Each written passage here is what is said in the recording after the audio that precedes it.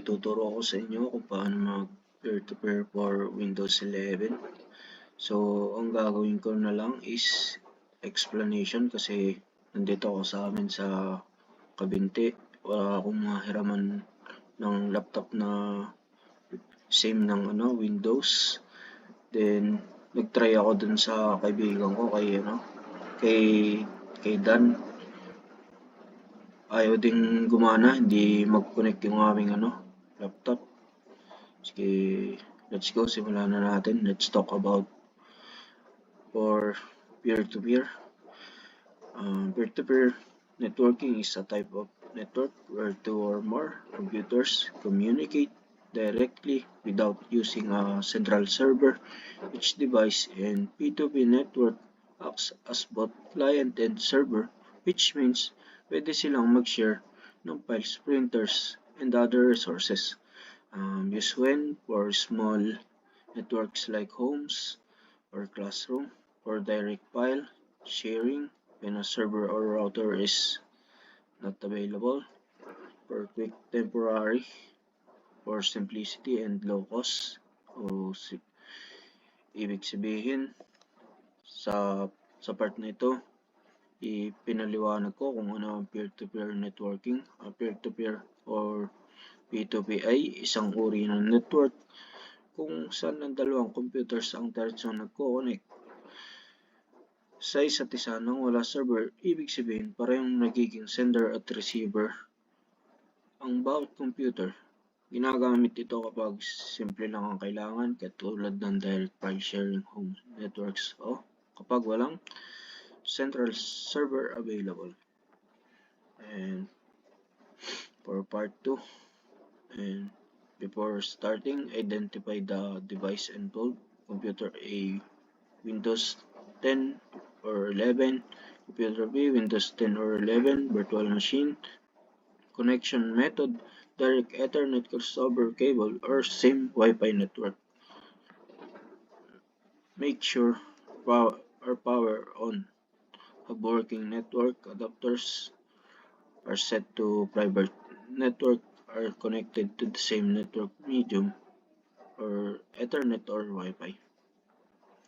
So, ibig sabihin, bago tayo mag-configure, kailangan muna nating i-prepare ang system. Meron tayong dalawang computers, computer A at computer B.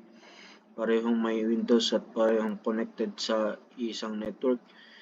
It's either sa pamamagitan ng Ethernet cable or Wi-Fi. Siguraduhin natin na pareho sila naka-on.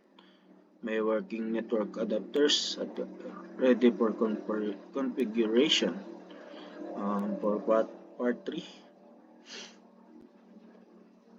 setting static IP address.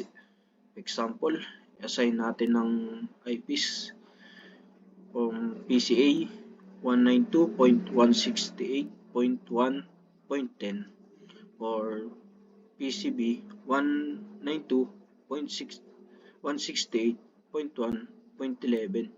Subnet mask for what? 255.255.255.0. From steps, control panel network and internet, network connection, right-click adapter properties, IPv4 properties, set manual IP.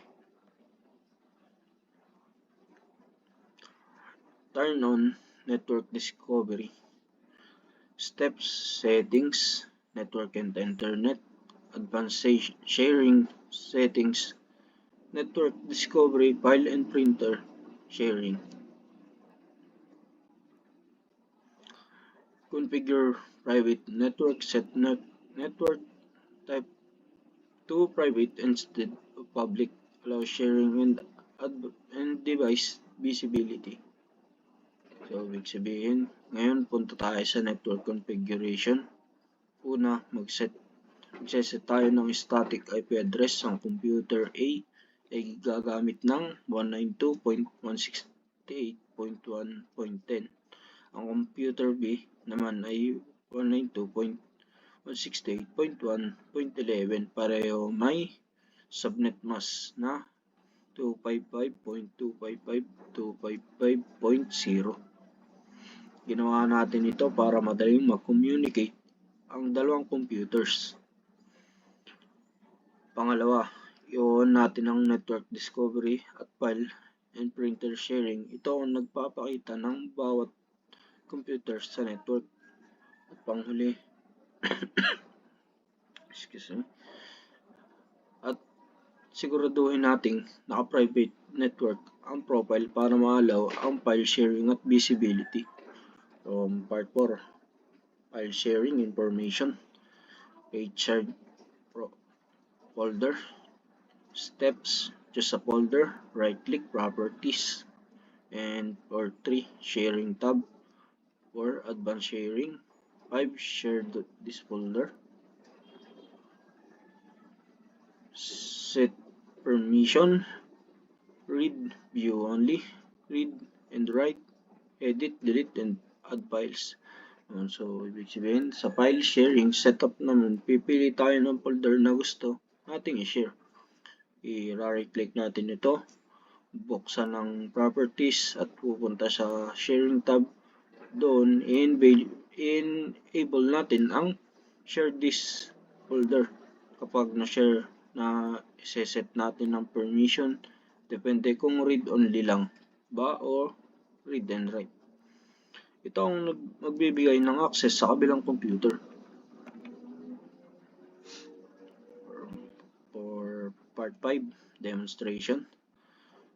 Access shared files on the other computer. Open File Explorer. Backslash 192.168.1.10. Access the shared folder and test opening, copying a file.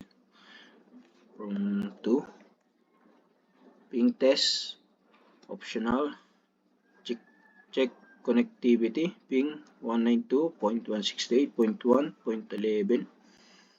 If replies connection successful, so ibig sabihin, para ma-prove na gumagana ang setup, pupunta tayo sa kabilang computer at itatype natin sa File Explorer ang double backslash at IP address. Halimbawa, backslash 192.168.1.10. Dito makikita natin ang shared folder at ma-access natin ang mga files. Optional pero recommended.